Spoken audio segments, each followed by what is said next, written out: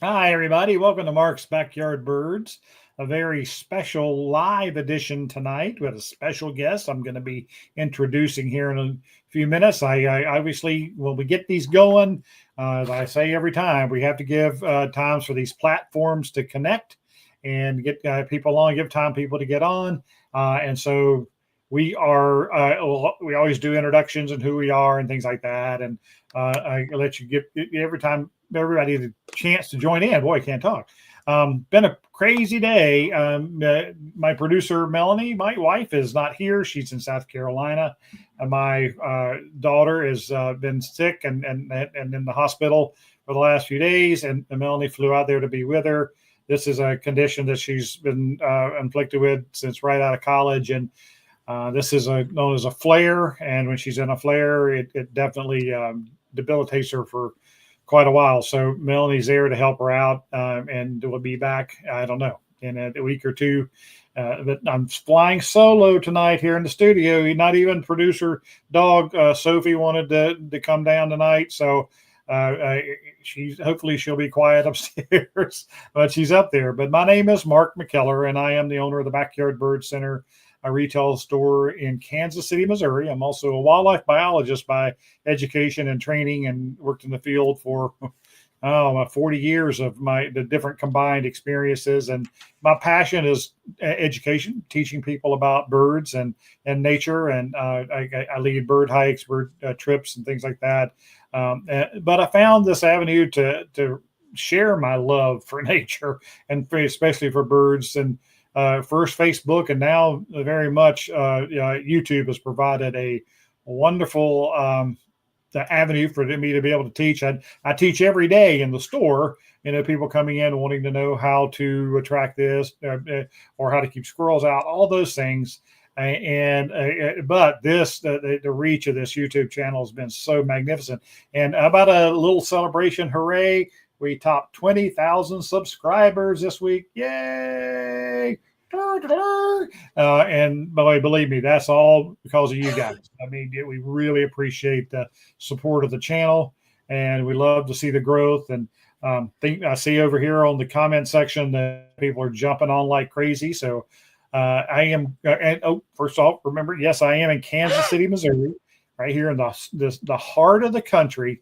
And so whenever I'm talking about birds and timing and things like that, just know that's where I am. So when you check in, like these folks are over here, just if you would, your name and what you want me to call you, because I know some of you have pretty unique username. So if you want me to call you Julie or whatever, let me know that, and where you're from. That just what part of the country, the city and state, or that kind of thing. So we appreciate whenever you join in like that and let us know where you are.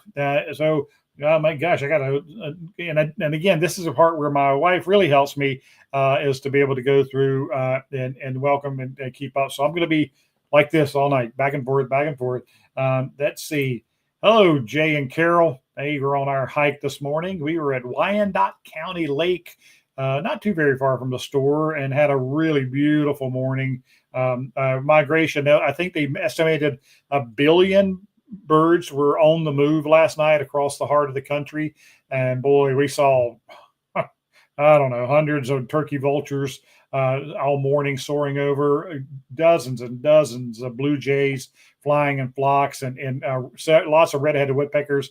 And I know a lot of people don't think about blue jays migrating and red-headed woodpeckers. Well, you guys in the far north know you lose your woodpeckers in winter, and they come south, because the acorn crops up there that they depend on will be covered in snow, and they know it. So they have to move, and they fly as far south as they have to find a good acorn crop. And so hopefully we'll see a lot this winter. And red-headed woodpeckers are very much the same way. They come out of the north and come down here for the winter months. And so with the migration is going on, we did see our first yellow rump warbler of the fall. They'll be pretty common here in the next week or so. And we didn't see a junco. I thought there was possibility we might see a junco in the field, but they won't be at feeders just yet. But sometimes we see one this early here in the Kansas City region. So let's see. Hi, Jim K from Minneapolis. Welcome in tonight. Getting into the Red Hills of Georgia. I love it. WD Moody, they're a regular now. Hello, Kurt, right down the street. Hi, Jolie. Welcome in. Sandy Dion from Kankakee, Illinois. Oh, you have had a good week up in my migration there. Thank you so much for the good thoughts. I know Morgan is she is one tough cookie. I mean, she's been dealing with this for a long time, and it's never easy. Hello, Lisa. Welcome in. Hey, Carrie was on the bird hike with us this morning. The weather on the East Coast affect your family. Yeah, I don't know. Again, I've been so distracted. Ellie, I'm not sure what the forecast looks like out there. Hello, Rick from North Carolina. He may know more about what the forecast is out there with the storm. Liberty, Missouri. Welcome in, Carolyn. Yeah, absolutely. I lived there for 10 years. Hello, Ruth. I see you made it home in time. That's great. Yeah. I figured it'd be pretty close tonight. Yeah, she closed the store for me tonight. Thank you very much. Like I said, we're very proud of that. I know there's people out there with millions of subscribers, but to talk about birds, I don't think 20,000 is bad, and it's still growing. So thank you guys. All right, here we go. You guys trading hellos. That's great. Hello, Teresa. She was on the hike this morning. Thank you for checking in. Okay, here we go. Yeah. This is what happens. You guys are first timers. A lot of these regulars that have been on with us for quite a while, they've made friends up and down, and they Carrie, of course, is my store manager, and Ruth has been with me forever at the store as well. And so the people who call the store or order from the store, they know these two people very well. So they trading greetings. I've seen a few Juncos around. They aren't interested in. That's right. Yeah, Lisa, that's what we always see. We see them in the field. Usually at least 2 or 3 weeks before we see them at feeders. And it just depends on when the cold snaps come in and force them into feeders. Yeah, they're coming. And those people are not so happy about it, but hey, Mr. Spinnerbug, Harry, Pennsylvania. Let's see, Teresa. She again, she's from up here, and we call it the Kansas City North, which is north of the Missouri River here in Kansas City. If you're wondering what that refers to, common nighthawks. Hi, Taylor. Yeah, those big groups of nighthawks migrate. It is fun to watch them. They are just the bat-like flight, bouncing all over the place. And they do migrate in groups. 5.8 million birds over Kankakee last night, according to Birdcast. Yep, the wind shifted out of the north right at the right time, but it really pushed a lot of birds down. Yeah, I had one hummingbird at the feeder tonight. I looked out there when I got home, so they're still hanging on, not nearly as many as they were. So, all right, so we're going to hold it there. Ellie, you're going to be up whenever we come back. But what I wanted to do is tell you a little bit about the program tonight. We are talking about keeping a bird journal or a nature journal, which you've heard me talk about before. I've even given you a sneak peek of some of what I did early in my career. But I got a guest tonight who is, we're going to get on talking about when she first contacted me she's down in Arkansas, and she visits her family up in Lincoln, Nebraska, or Omaha. And I'm like 2 blocks off of the interstate on that I-29. And so she has stopped in and visited with me, and we talked, and we just made instant friends. But she is a very talented lady. She's a retired firefighter, and she is Mrs. Fire Safety for Children. She is widely known. She has traveled, like at one time she was traveling like 25,000 miles a year doing education programs for fire safety for children. And the name of her site, you see it scrolling down there, was Molly's Firehouse. And this is her YouTube channel. And I'm going to let her talk more about how, she got into that and who Molly was. But notice she has now built an incredible flower garden and bird feeder garden and it's dedicated to Molly. And she's got lots of video streaming and things like that. And I was on with her a week or two ago, and She had me on live and we talked about hummingbirds for her viewers. And so I told her I was going to hold it to her to come on and talk about nature journaling, because it really is such an important thing. So I got to turn off. I got to get her microphone turned on because I turned it off there for a second. Hello, Dayna. Hey, Mark. Congratulations on 20,000 subscribers. Thank you. Wow. You talk about, I never thought that would happen. I have no, you get so excited when I got 100 subscribers, and then these milestones come and it grows and grows. And there's different theories out there, and people talk about, you need something to go viral. And according to the experts, that's not how it works. The YouTube wants slow and steady. They like a consistent growth like that. And that certainly describes what we've had going on with the channel. And while I'd love to have a million view, my market, my topic, I don't see that happening very often. So, but yeah, thank you for that. We're really proud of it. All right. So tell us about Molly's Firehouse, your history, and tell us who Molly was and how you got to where you were at this point in your career.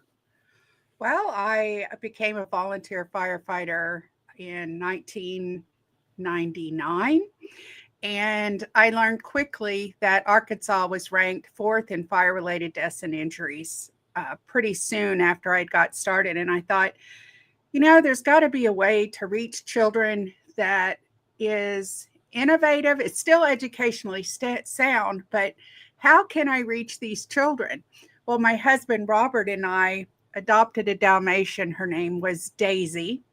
And I let the firefighters name her, and she became Sparkles. And all of a sudden one night I thought maybe she could help me in my fire safety efforts. So this was way before there were cameras that had sound, or even right. It was a long time ago. So I had on my phone or my camera that had no sound, and I just asked her to crawl, and she did the very first time. And that is one of my treasured videos that I have. And Sparkles went on to actually help save lives of children involved in fire-related situations. And she passed away when she was 10 years old or 12 years old. I can't quite remember at the moment. I think it was 12. And I was like, what am I going to do? I lost my best friend. And I thought, well, I think I'll get a puppy. And if you've had a puppy before, any of your viewers have had a puppy before, it's like having a child. But I was up for the challenge. I wanted to see if I could find a dog that would have the attributes that I was looking for. They had to get along with kids. They had to have a lot of energy, which when you think about it, that's the most challenging part. The person that I got her from said, now you can either have a dog that's very lively and hyper and energetic, or you can have a dog that sits on your lap. Now, the dog that sits on your lap is not going to be wanting to go out with you and do all the things you want to do. And so I thought it was a trade-off, but I got Molly. And I got her when she was 9 weeks old. And she helped me teach fire safety up until a week that she crossed over the Rainbow Bridge. See, and the number of children you have touched is just astronomical.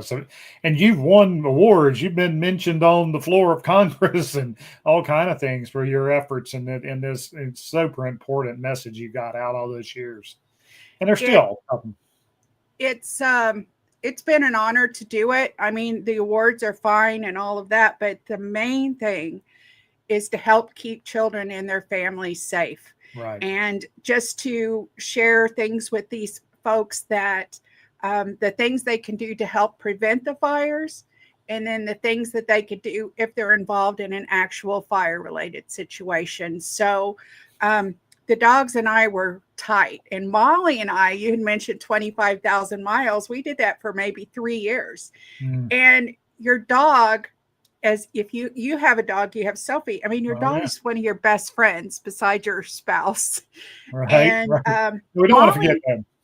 Molly and I were traveling more together and spent more time together than my husband and I did. So we were just really, really close. And when she passed, I was lost. And that's where my story begins for this evening. Yeah, that's like I remember the first time you contacted me, and I, you had found the YouTube channel. You told me, and you were learning stuff, and I, I could immediately identified you as a person who was super excited about what you were doing, and you wanted to find ways to improve your backyard situation and all. And tell us how that transit you started with a big flower garden around the Well, outbuilding called Molly's Firehouse. I owe a lot of what I've done to you. And I want to say that just Oh, straight up. And I know you're a humble person, but I have learned so much. So if you're new to his channel tonight and you haven't watched his videos, it is absolutely the best way to learn everything for those just beginning like I was, up to those that are really proficient in having either bird watching or having a backyard bird garden or that type of thing. But thank you. honestly, I was lost. My husband and I are not, and sorry, when I talk about Molly, this is what happens. I got you. Yeah. But my husband and I are not backyard people. And when we bought our house, we spent hardly any time out back. And so, but I used to like to spend time with Molly and her little brother Bowden. We'd go outside and I'd watch the hummingbirds and watch the birds together. It was just so relaxing. And both the dogs, they were chill. They didn't bother the birds. Birds didn't bother them. They just lay there. And we have so many good memories. Well, when Molly passed away, it's like, what am I going to do? What I was absolutely lost. So I decided to make a garden. Sorry. And I called it Molly's Memorial Garden. I started it a couple months after, or the spring following the time when she passed away. And what started out as a little bitty garden, Mark, has grown every year. And now it's like a bird sanctuary out It is a there. sanctuary. And it's just, it's been a lot of fun putting it together. And tonight we're going to be talking about journaling. Mm-hmm. And what's fun is I could go back and I could read and also see the pictures of the process. So that is one of the advantages of journaling. But not only did I find birding fun, garden fun, I found journaling to be fun as well. Yeah, today on the hike, we had 11 people, I think, on the hike. And as we were walking out, kind of at the end of the hike, I said, well, tonight, this is what we're going to be talking about. And we're going to have you on. And I said, how many of you, journal or keep records? And to me, I was pleasantly surprised with the number of people who say, they do keep records. And, and everybody had their own different method. But a lot of people keep, I always say that, if you just put a check mark in your field guide, maybe write a date by it or whatever, that's how a lot of this starts. That's a record. Yeah, yeah, exactly. And then, certain people who use computer programs and, they create their own Excel spreadsheets. But the old fashioned way, is. And you have an advantage over me because you've been birding for quite a while. And that journal I have been dying to see because I can't even imagine. I told Melanie, I said, I'm just dying to see his journal. So you've been doing it for quite a while. Well, my journaling started. Okay, the guy started me bird watching. I talk about John all the time on the channel because it wasn't for him, I would have never started down this road. And he was really great about writing in his journal at night. We would be off on birding adventures, and we our first big trip was down to South Florida, and every night, he was writing in it. And I wasn't there yet. And at that point, really journaling to me was in the life list book, where is it? There's the camera. The life list book and pages in here where I wrote down the date, the location, you see, and so when I started, I had already had a lot of birds because I got them when I started in college and all that. So I had to go back and catch all that up. But it wasn't until I moved to Missouri in 1992 that I started doing this. This is, you said won't see my first entry. I do. And then let's see. And Oh. it is all saying, I can't believe it's taking me long to start this. and I credit John, and I listed at that time, at that point, all my bird watching adventures that I had gone, and not in the backyard, but going to Arizona and different things like that in there. And then I kept up with it pretty well for a couple of years, and I've got all kinds of stuff in here. I've got, when I saw my first roadrunner down in Arkansas, by the way, I drew a picture, and that's my art, skill. That's great. Right. Can you read a little bit of that entry from when you saw that roadrunner? Let's see. After spending a wonderful 3 days in Mountain View, Arkansas, exploring a cave and meeting naturalists from all over the country, the trip was made by seeing a greater roadrunner, and I said, what a profile, and I drew the profile of the bird, and I'll never forget it. It's all. They occurred in Arkansas and extreme southwest Missouri, but it was still quite a shock to see him running across the road in front of us here in the heart of the Ozarks. Okay, that's right. And then I went on, but that was my entry about seeing there. And then, of course, then I moved. When this kind of died is when I moved to computer programs. To the Birder's Diary is the name of the software that I use for keeping track of things. But I got all kinds. I've got business cards in here of people I've met out on trails, bird watching. I've got a business card in here from Steve Hilty. I don't know if you know who Steve Hilty is, but let's see. Steve Hilty, he was leading a bird tour down in the Ozarks, and I ran into him. Steve Hilty wrote the book that's about this big, The Birds of Columbia, the country.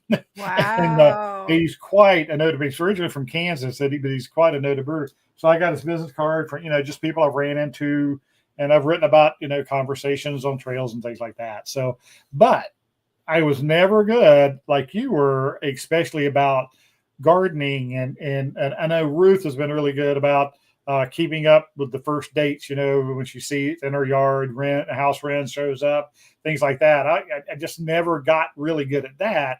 I really just wrote down just thoughts, that I had when I was out and something happened, and I'd write it in there. So, and that's okay. Excuse me.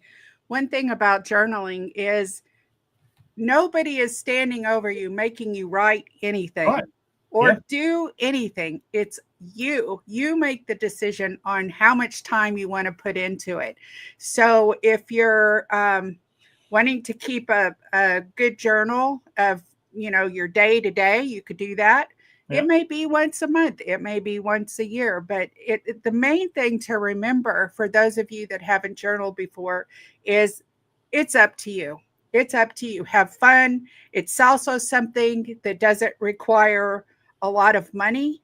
It just is something you do with very little tools, and we'll be talking about that here in a little bit, I'm sure. So I've got like 5 pages of your examples of your work here. We can pull those up at any time. Okay, go ahead. All right, let's see how this is going to go. Okay, that's how that works. This is the first page I had. This one is after I had been journaling a while. When I first started out, and I think you may have an example of it, and I can also show this right here. How about that one? There it is. There you go. Sorry, they're out of order down here. So the main thing is, don't be afraid to get started. You may think, oh, I need to have the best pencils. I need to have the perfect journal. I need to have this. I need to have that. You don't need any of that. You just need something to write on and the gumption to do it. So that's right. Yep. I was extremely nervous about drawing in my journal. So I started out with just simple text like this. And you'll notice at the top, you were talking about dark-eyed juncos earlier.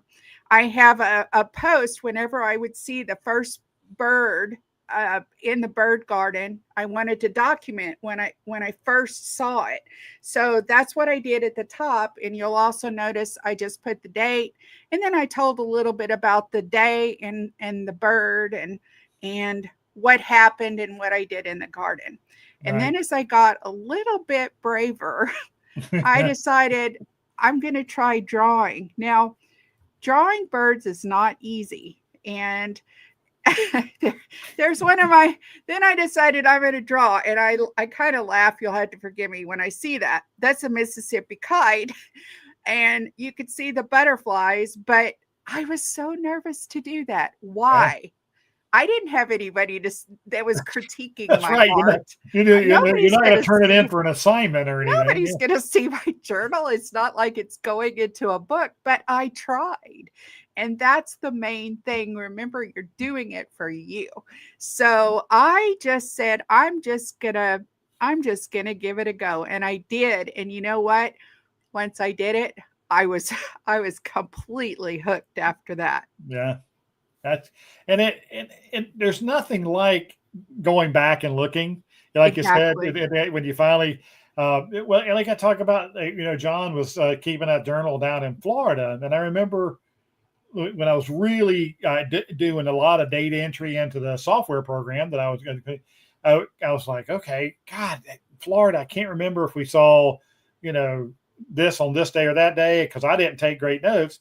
I called John. He broke out that journal and went through exactly where we were and where we saw it. And it was like, man, that's invaluable, stuff. So I got much more dedicated, especially from then on, because like I said, we all remember, seeing cardinals when we were young, and there's birds that stuck out to us during our childhood that's fine to start your life list with those.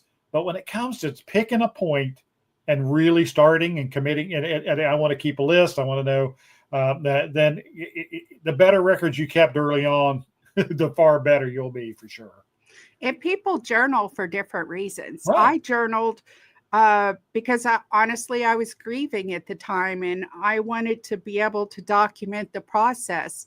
Yeah. So somebody may want to journal because they love writing, yeah, or they want to see the kind of like what I did, see the process of something.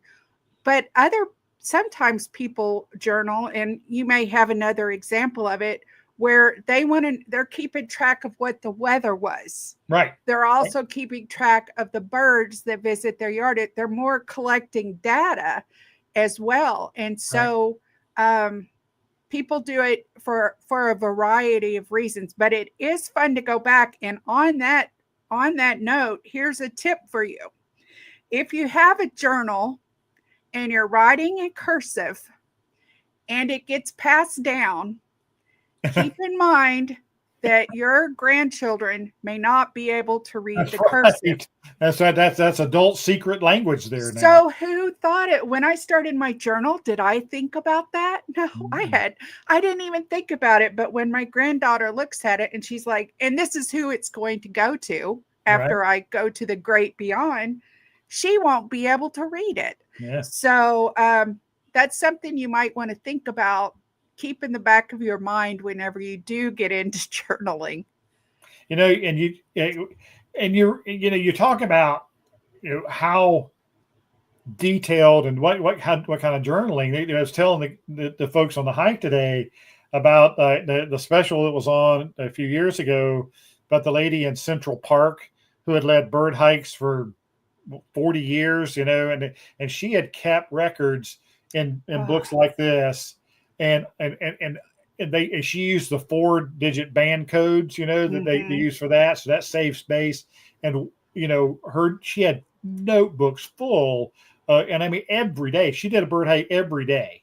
And so that data, whenever she passed, they sent all those books. They give all those books, I think, to Cornell, and they entered that all into like the database. And it was just invaluable. invaluable information for them. And I mean, she didn't draw pictures and do any of that, but she kept every day, every bird that she heard or saw or, on her hikes. And that kind of information scientifically is invaluable. It is invaluable. It is invaluable. And sometimes people do that because they want to help with the citizen science part of it. Correct. And to help because everything is changing, as you know, with like deforestation and such, that we don't have every bird that we used to maybe 10 or 20 years ago. And it could be that way, unfortunately, in the future. So to have this documentation for future generations, I think is a great thing. Yeah, the data we're collecting now and sending in to eBird and these other ways to keep track of it, bird banding data, all that, that's great from here on. But that data that was tracked 40 years ago, there weren't a lot of people doing that then. And and like you said, that helps them calculate how the decline in several species, she was seeing certain birds every spring and then, taking it through each spring, diminishing less and less. It's like I said, it's crazy data. It's just so you obviously have evolved as an artist. Now we'll go back to this one. Look, are flowers a true passion of yours, or are you inspired to draw, or just you progressing as an artist? You start out, I don't know about anybody else, but you start out innocently with one feeder. Yeah. The next thing you have 10, and then you decide, I think my dad gave me this idea because it's expensive to feed the birds. He said, why don't you grow your own sunflowers? Ta-da! I'm going to start a sunflower garden. And I was so excited about the sunflowers growing. I'd never grown them before. I thought, I want to document this. I want to share my journey of these sunflowers. And so I drew sunflowers for the longest time. Let's see, I have one here I wanted to share. Let me find it real quick.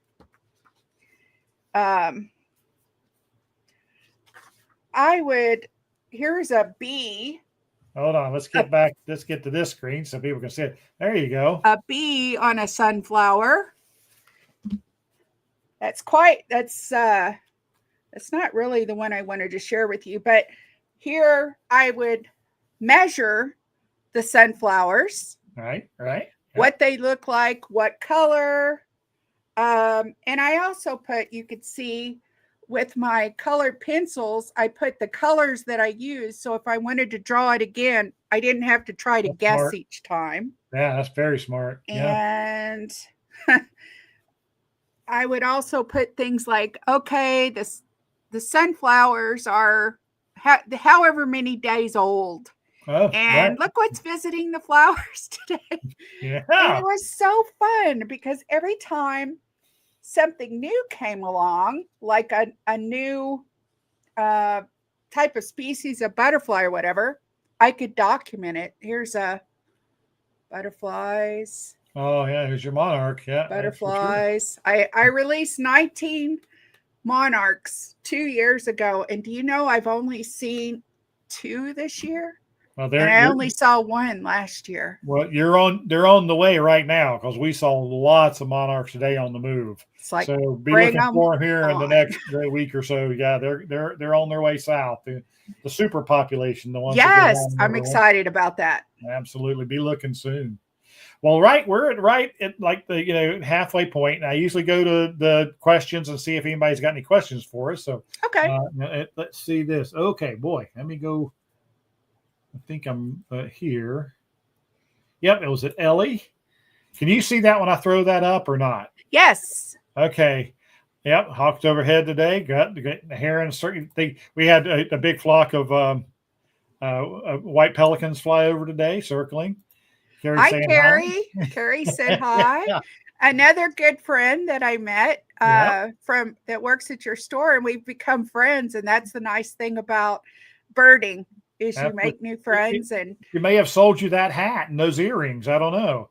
Aren't well, those cute? Yeah, exactly. I've been looking for a reason to wear them. So today I was like, woo-hoo. Perfect. All right. Hello, Frontier from Southern California. Lucky. Oh, thank you. I saw the Monarch one at your store, Mark, and I was like, oh, I want that so bad. Next time. Next time. They're beautiful hats. They really are. The stitching's outstanding. Hello, It Denise from Washington State. Another of our real. That's where I'd love to go to Washington State. So many different birds there that we don't have in this area.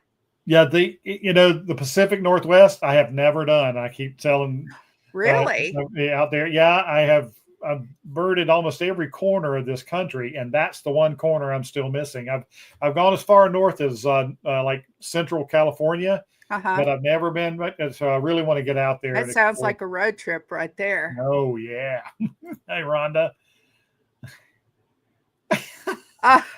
Okay, I'm sorry. Thank you, Jake. But this, you probably don't know this, but this has been going on since I've been on YouTube, and it doesn't just happen on YouTube. It happens at the McDonald's drive-thru. It happens at people have told me multiple times, you look like George Lucas, and it blows me away. So, we're all of the George Lucas thing. That is funny. It's funny. Say, glad you like my movies. Thank you so much for that, Jake. I just got my hair cut today. Carrie's right. Yeah, I did. And I don't know if she's on tonight, but she'll probably say, hi, if she is. Oh, some pets to keep you company. Oh, sorry. Saw my first roadrunner in Peel, Arkansas, near Bull Shoals Lake. You know where that is? They're around down there in southern, like south around Branson and southwestern part of Missouri. They're in that area too. So people who do state listing and the listers for Missouri, they have to make sometime during the year. They have to go down there to the southwest corner of the state to get their roadrunners. So. Hi, everywhere. Mike from Kentucky. Let's see. Hi from Indiana. Oh, Kathy Sparks. Welcome. We're real regular. And you are right. It does not have to be perfect unless you want your journal pages to end up in a book someday. Don't worry about it. Just do it. On your way. It has to be your own way. That's right. Otherwise, it wouldn't be fun. Yeah, I only record the birds I saw in my journal. There's so many ways to do it. I know in one of mine over here, I would take time to make a list of target birds I still had left, in like the lower 48 states. And I've checked those off over time, and I call them the low hanging fruit. The birds that if I were in the right part of the country, they still should be fairly easy for me to find. I promise I'm going to post that. Somebody asked me what my life list numbers were, and hold on, I might be able to do that fairly easily without disturbing everything. So, and while you do that, while you look for that, whenever I see a new species in my yard, you've never seen so many hearts. That's how I can tell. It's like an exclamation points, and when I see a new one, I'll put it all in caps. There you go. That's it. Lifers are great. You do a little lifer dance, and those are really rare for me anymore, unless I travel. You've seen a lot. Yeah, it's getting very, very hard. But another fun thing to do, Mark, I'm not sure if you do this or if other people that are watching do this, but I started doing this right away. I'm keeping track of the number of birds that I've actually seen in my yard. Yes. And so I have a little sign there by Molly's Firehouse that says 64 species, so that I know, and it's a lot of fun when you do keep up with that in your journal too. Then you're not like, now what did I see? What was it? Hey, you want to talk about yard lists? Ask Ruth. Does she have a lot? Oh, Ruth has an incredible yard. Oh, Yeah, we'll talk, Ruth. yeah. It is, not only does she have great ears and she knows birds, but she has dedicated her yard to the diversity with water and plants, and her yard list makes almost everybody I know cringe when they hear that number. They go, "Oh, Oh, well, I thought I had a lot of," yeah. it would be fun if you would do a tour of her yard Oh sometime. yeah, I've always had this vision. Ever since I ran nature centers, I've envisioned a backyard tour, not a garden tour, but to go see people's feeder setups and their landscaping setups to attract the maximum amount of birds. I've always wanted to do it, and I get in the planning stages, and I just never get past it. So one day I'm going to do one. That's for sure. Just do it. That would be fun. Yep. A good way to send your journal outside in the morning and simply write down every word. That's absolutely wonderful. Now, Sandy's on tonight. Sandy, last live we were on, and she was sitting outside, and she was typing in the comments as the birds. She could see the birds or hear the birds. Like chimney swifts flying overhead and hummingbird busy, and she kept doing the comments. It was really so cool. cool. And yeah, there's a lot of ways to do it. That is so cool. Thank you, Dan. Since we're kind of getting close to the end here, if I could, I'd love to share some of the materials that you could use to journal. Sound like a plan? Sounds like a plan to me. All right. So you don't have to spend a lot of money. Whenever school starts, you could find these little journals for like 50 cents. Absolutely. At the store. So what you could do, you could either keep it like this, but if you like art and you like to draw, let me show you a few things that I've done with some of the journals that were made out of these notebooks. So this is one that I used some pencils, colored pencils on. Yeah, excellent. And here's one if you like to scrapbook. I love to scrapbook. So I made one like this, added a little something to it. Yeah. And here's another one. Sorry. Melanie went through her scrapbooking phase. Believe me, they're down there all across that shelf over to my right. Yeah, it's a great way to cover these so you don't see the inside. Here's another one. I just used scrapbook paper. You could find scrapbook paper that already has birds on it. How handy is that? And here's another one I made. I just put some scrapbook paper on it, and I just found some bird stickers and stuck the stickers on. But what I really want to share is my book where did I put it? Oh, here it is. This is my first bird journal, and it started out. This is I don't know if you could see it, a $2 journal on clearance at Walmart. Yeah. So I decided I needed a new cover. Well, my mom does botanical things with flowers and plants. I can't think of the word of what it's called right off the top of my head. Pressing flowers? Huh?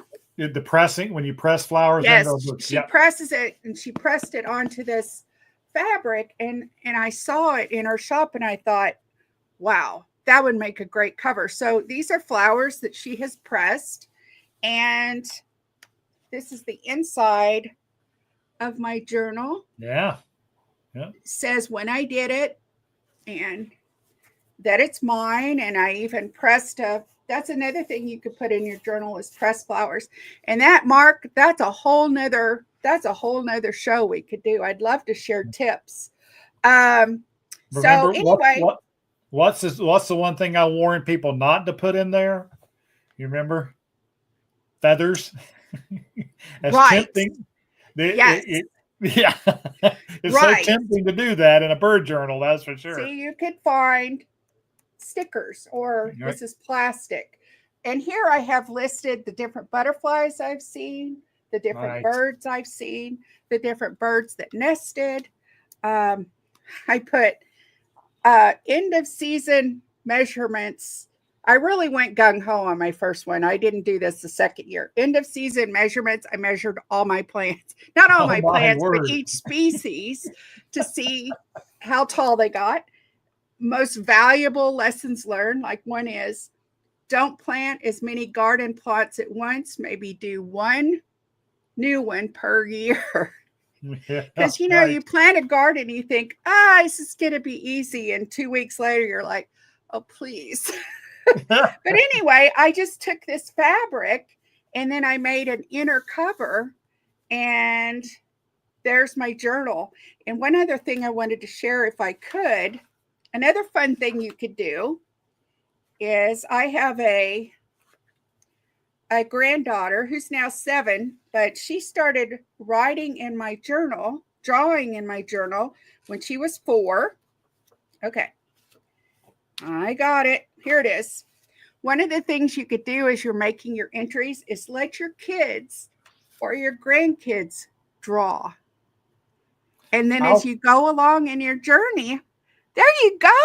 These are Morgans.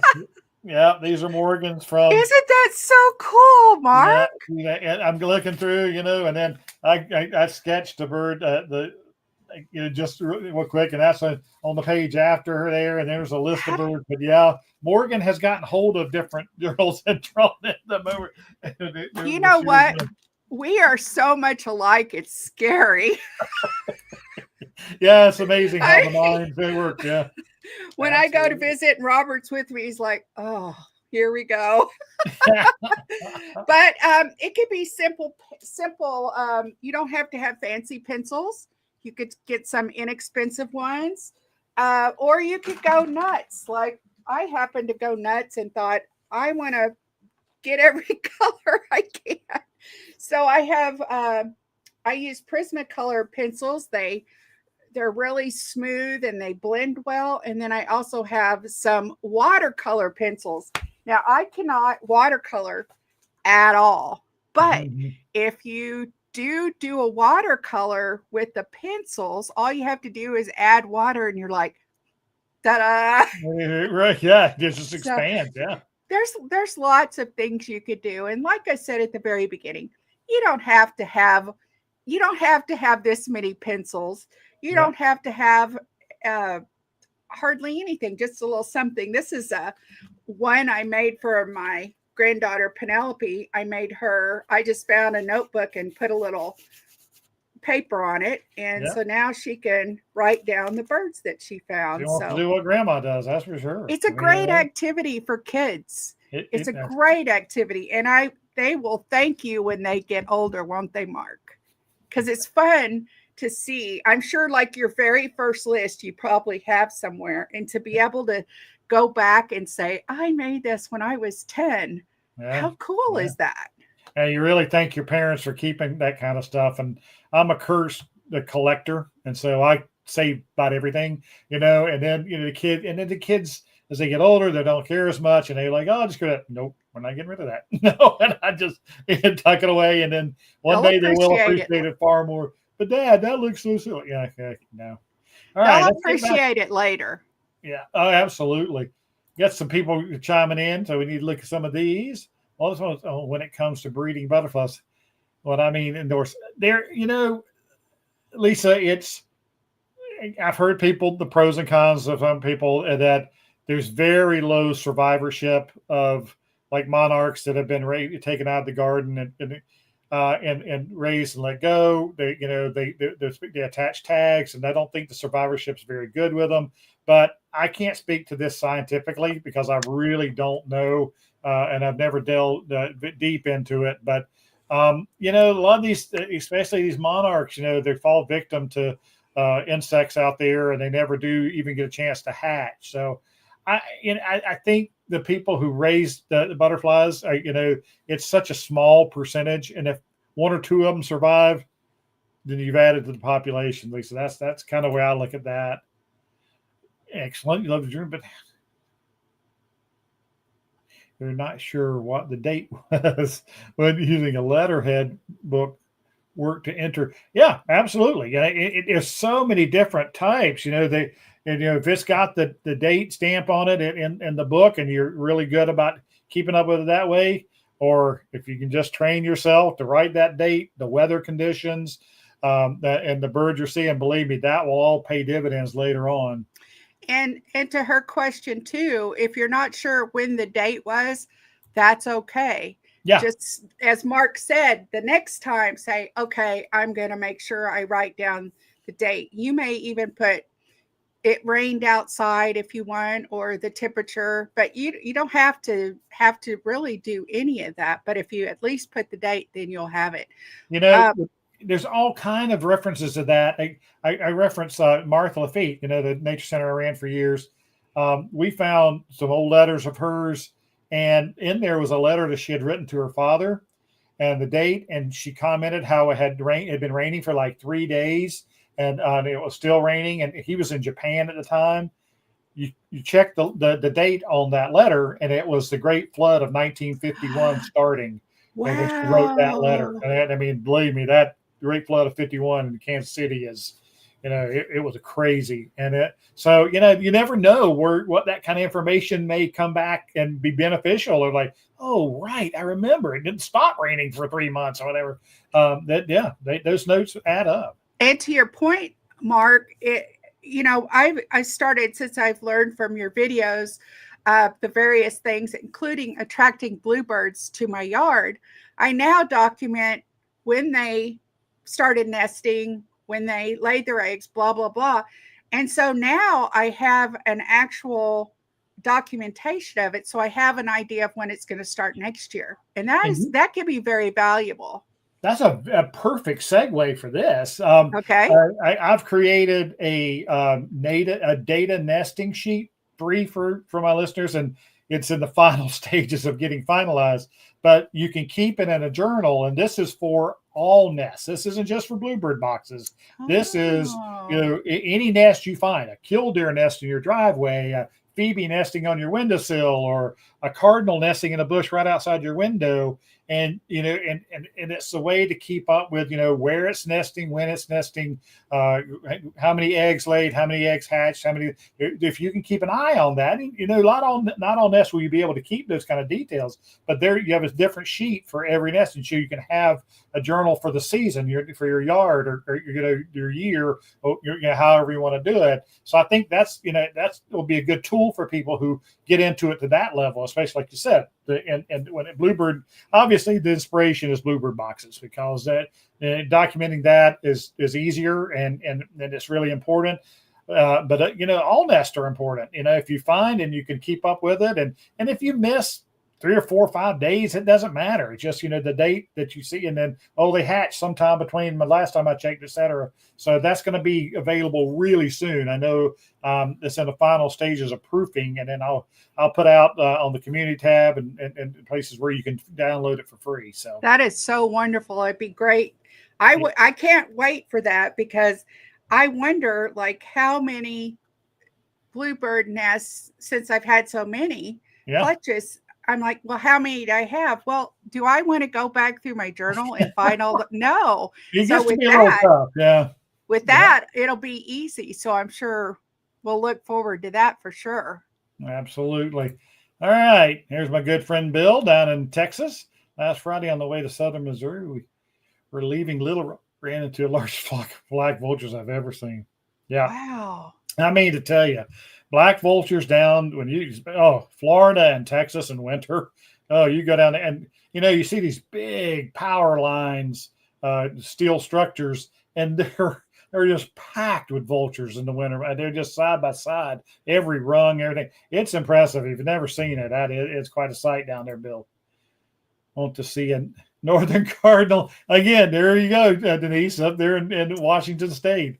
Well, the things Denise, we take for granted. You come to Arkansas and see cardinals, and I'll come over there and I want to see a stellar jay.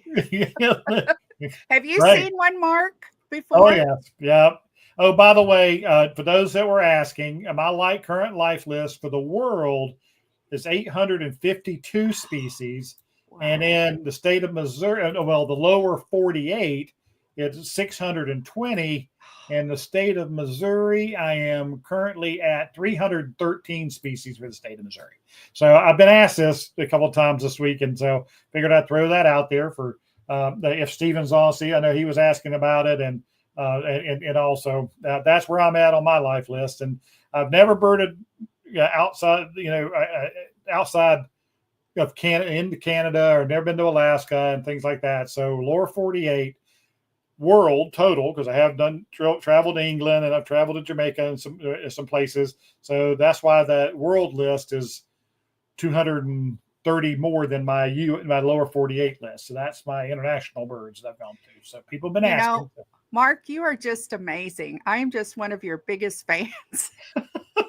I just, who doesn't want to be like Mark, right? It's so wonderful that you share your knowledge and you help educate others. And thank goodness for you that you're helping people. Well, thank you. I mean, and like I said, I'm just doing what I love, and I do, and I love sharing knowledge. And like I said, I did that live a few weeks ago on just my top favorite birding experiences on my trips and things. People loved it, and I was like, oh, that's just me. They like to hear about you and what you've done. Like I was telling Melanie, I was just dying to see your journal, and she's like, really? I'm like, yes, I love that stuff. And, to see your yard someday would be fun. And, you she guys mentioned that maybe someday you might be live streaming from your yard. So I would look we're trying to figure that out. Yeah, we are trying to figure out how to do that. Hi, Sandy. My journal is very different. I photograph many birds posts. But albums and see. A digital journal is great. Absolutely. And I admire you so much for being able to do that and keeping up with it. I mean, a photographed life list is, to me, truly, truly impressive. That is really I'm trying to coordinate with to get on live with me here in the future is I've known him for many years, and he's the rep for COA, but he is a digiscoping expert. I mean, this guy is over and beyond, and we're going to get him on here, and hopefully, and after the first year, maybe. But I'm going to. Oh, by the way, you guys who remember me having Stan Tequila on last year, I'm going to be seeing Stan next Wednesday. And we've talked about him coming on again. So, I'm constantly trying to line up shows and things like that. So, hi, Ariana. I know you're down in Arizona. Mark, I'd like to go back to Jolie's comment, if I may. Okay. She said, birding and journaling helped me years ago get out of depression. It was the beginning of a wonderful hobby. That's awesome. Thank you for sharing that. It is a great way. That is exactly why I got into it. And it's just a great way to find something that gets your mind off of it, but then brings you back too, because my journal is a lot about Molly and the memories. And so it may be the same with the journal that you have. So good for you. Good for you, Jolie. Absolutely. Birding takes us to many, different directions, many different places, and brings back, for me, I always talk about, I might not be able to remember a person's name, but I can tell you where I saw this bird, how many birds we saw there, whenever it was years ago. It's just how the mind works. Oh, gosh. And then that's a great way to keep it. Yeah, that is a great way. Yep, Sandy. I've got so many lists on my phone. That's for sure. And I know I showed you the Sibley app and how you can keep up with birds and that. And also, I got another tutorial coming out for Merlin, and there are ways to keep your life list in Merlin. So there's so many different avenues out there available to you. All right. How far can jump to the bird feeder? 10 feet, the rule is 844. 8. Yeah, that's the way I refer to it.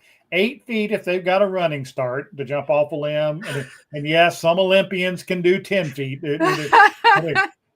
From underneath your feeder, straight up 4 feet. And then if they can't get a running start, so if they're on the side of a tree, they can jump 4 feet straight out.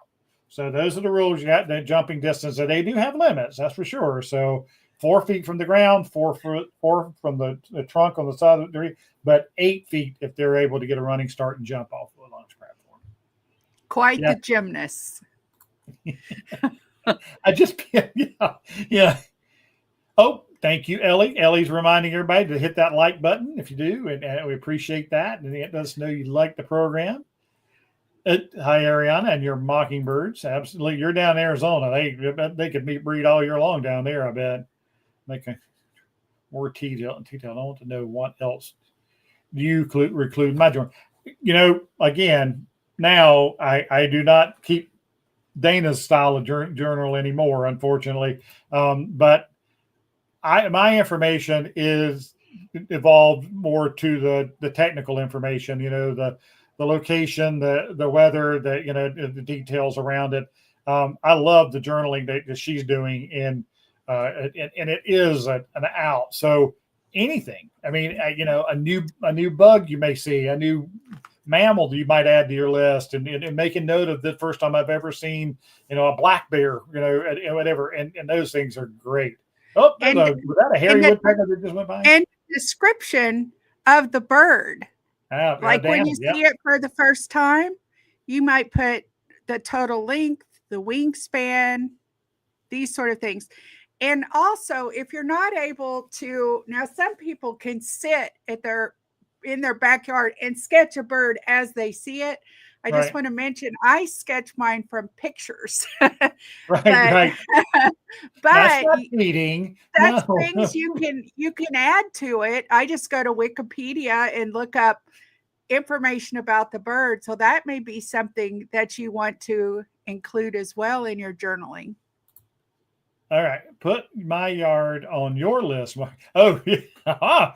Does that mean you want me to visit your yard, Sandy? Have it on your list of visiting and birding there? I have been invited, and I love seeing other people's setups and what they've got going. All right. Thank you, Frontier. I'm glad you liked it. Thank you, Dayna. Carrie, that chiming in there. We're going to start signing off here. We're already over our hour, so I don't want to keep her too long. Stickers, drawings, photos, pack. Yep, absolutely.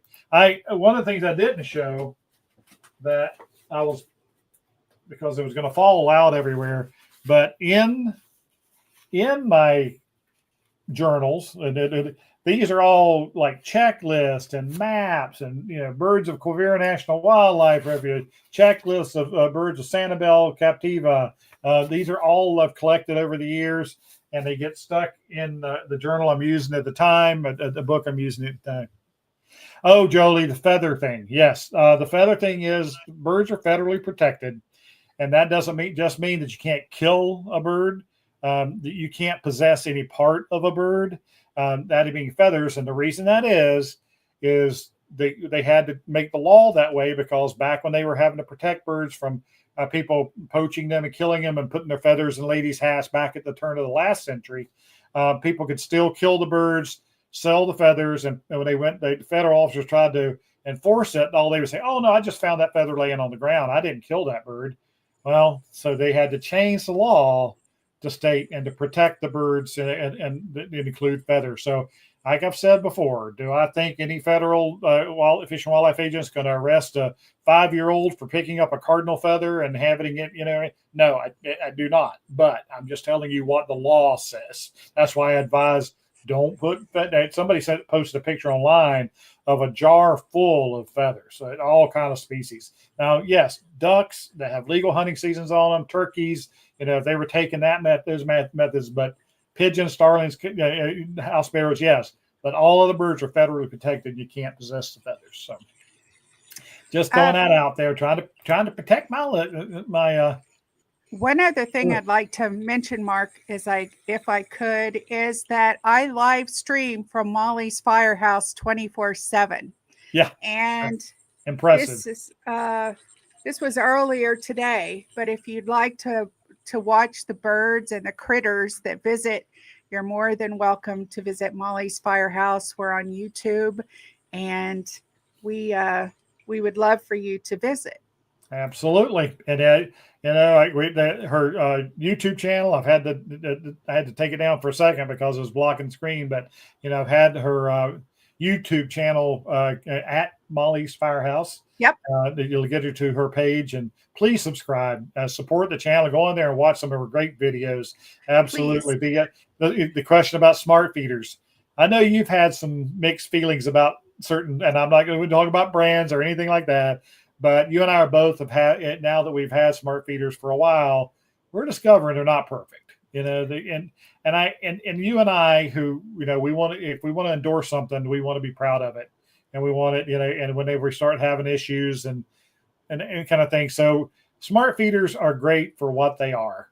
But as I say, I'm deleting 150 pictures of house finches every day. I mean, and it gets, yes, all of a sudden, wow, look, a cedar waxwing showed up. Yay. And the bird bath. But you get through hundreds and hundreds of pictures of house finches and house sparrows and things. So they're a mixed bag. They're not the be all end all that a lot of people hope they are. That's exactly right. You have to take the good with the bad because you think it's technology. Sometimes it's great. Sometimes it doesn't work. It might get too hot outside, or there's a lot of different things that can happen. But in other ways, it's great because you could see birds in a way you've never seen them before, behaviors you've never seen before. I know I'll send Mark a note and I'll send him a video of like, what are they doing? Remember the first time I didn't know that the Eastern bluebird, when she was doing this, she was making her little cup. Is there a word for that? A cupping? Is it called? Are you talking about on her? No, you're not talking about her set. In her nest. Yeah. Oh, yeah. She's cupping. Yeah. She's scooting around, pushing it. Yeah. Right. Yeah. So who knew? So it's fun to see, to be able to have that technology, to be able to see many of these exciting things. But you have to remember, if you see some good, you might see some things that you wish you hadn't seen. So you have to decide if that's something that's for you. Yeah, that's why when they were streaming these eagles' nest in classrooms, they had to be really careful because there's some stuff that shows up in those nests that you don't want to see and things like that. So thank you, Justin. Gave us a $10 bump. I appreciate that. Thank you for the support of the channel and that you enjoy what's going on here. And so keeping your bird, your backpack. Absolutely. Well, guys, like I said, we're well over. We need to start getting out of here. You guys are awesome as always. Some of the swag that we have on the website, T-shirts and shoulder bags that you could store your notebooks in and things like that. Melanie just posted that from South Carolina. Appreciate that. You're welcome, Carol. Thanks for. Oh, thank you. Thank you for joining. And Mark, thank you for having me. I have been, ever since you mentioned this, I have been looking forward to this, and to be on your show is an absolute honor. So thank you. And if anybody has any questions, please reach out to us. Yeah. Right, Mark? We're happy to answer any questions that you may have. Just remember, put them in the comments. In the description below the video is all contact information. And, you can always email me, and it will have Dayna's link to her YouTube channel and everything down there. Feel free. I mean, we're both very, very open, obviously, to talking. And we're big talkers. That's right. It's amazing we kept it under an hour or a little over an hour. I know. Where did that time go? All night. Oh, God. You're right. And if you've in the years past, when I do bird programs at the store and at the nature centers and different things, I'm always going, guys, we got to get out of here. I just keep people asking questions, and we keep talking. You can ask me a question, I'm gonna keep talking. That's unfortunately, I do. Yeah, that would be. Jan, your artwork is terrific, and it is. You would have a beautiful piece of work. No mess seeds are better for you, for sure, if you don't like a bunch of weeds under the ground. But really, nutritionally, I mean, it's the same as the heart of the sunflower. So it's a lot less mess. And there are some birds that really do like not having to crack open the seed, but I can't say that it's the best. I get, it just depends on what your desires and needs are. All right, guys, we're going to have to shut this down. If I did not get to your question, and I know we tried to keep you, and again, without Melanie here helping me, keeping me on task, I know things went a bit longer. And you did a great job, Mark. Dayna, thank you so much. Anyway, you guys, everyone, have a wonderful evening. We'll be back on live in a couple of weeks. And of course, we got some videos coming between now and then. So until next time, let's talk birds.